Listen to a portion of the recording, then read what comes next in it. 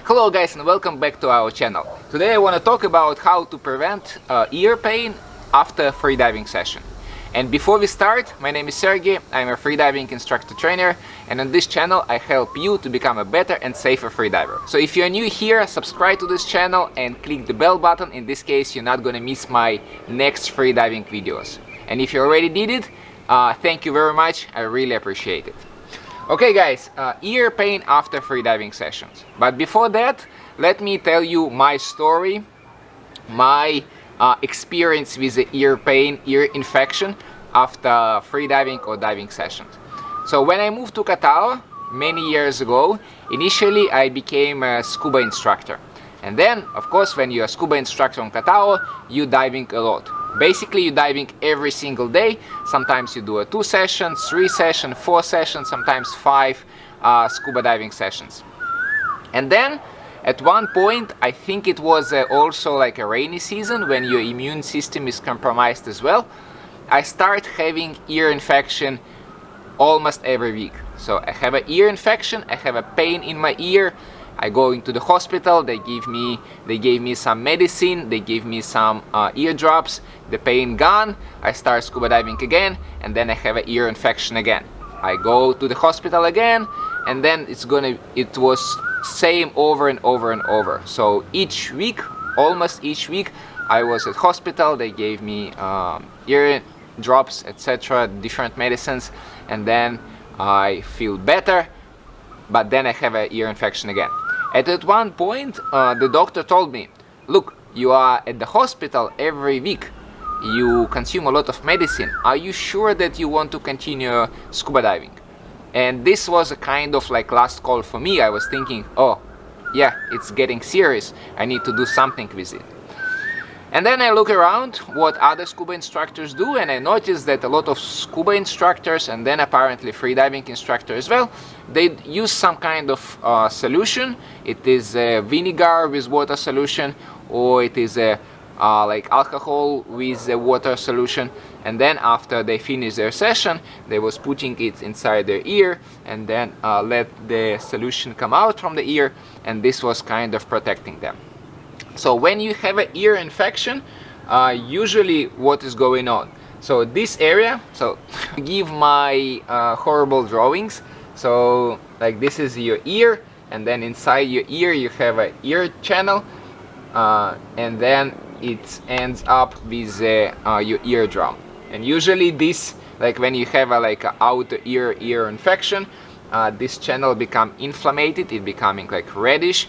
And then it's usually painful when you touch this zone, or maybe even depends on how severe the infection, maybe it is painful even when you're swallowing, and of course it's painful when you try to equalize or when you try to go down and then the water start pressing. So I tried these methods as well. I tried to clean my ears after each session, but still in my case it was not working. Still when I have maybe 1 week of scuba diving, of teaching, in the water, then I have an ear infection again. And like it was a kind of scary time for me, because I didn't plan to come back to Russia, and I was thinking, oh, what I need to do with this. And then accidentally I found a solution which works perfectly fine for me. I don't know if it's going to be working for you as well, but I use this with my freediving students at this moment, and most of the time it works as well. The solution is really simple.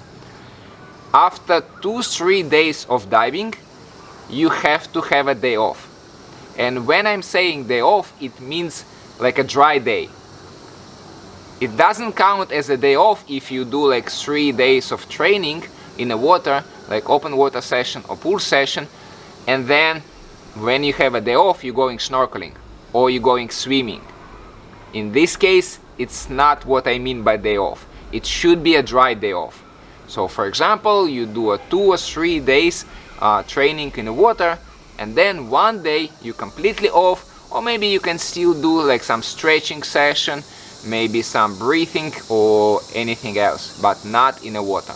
And by the way guys, let me know in comments if you ever have an ear infection, if you have like an ear pain after diving like a few days in a row, maybe a few weeks in a row without the break? Let me know in comments if you have it and how you deal with it. In my case, as soon as I start practicing this kind of schedule, when I like force myself to have a dry day off after each 2 or 3 sessions, 2-3 like diving days, then the ear infection, and again it happened maybe like 7 years ago, and after that I almost never have an ear infection, like really rarely. Most of the time it is when my immune system is compromised, so maybe when I let's say like was recently sick, and then if my immune system is not like in a perfect condition, then maybe I can have an ear infection as well. But most of the time during the whole year I don't have this ear pain, I don't have this ear infection anymore. And what is the science behind this?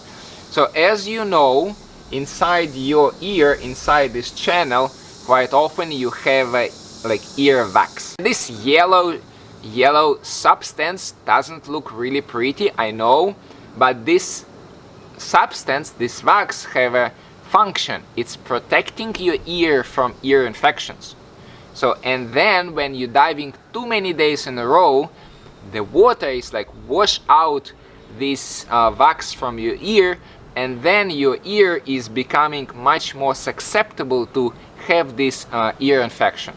So this is why if you, again, it's like for sure working in my case, if I'm like diving 2-3 days in a row, probably this wax is like washed out gradually, but then when I have a day off, it's a little recover.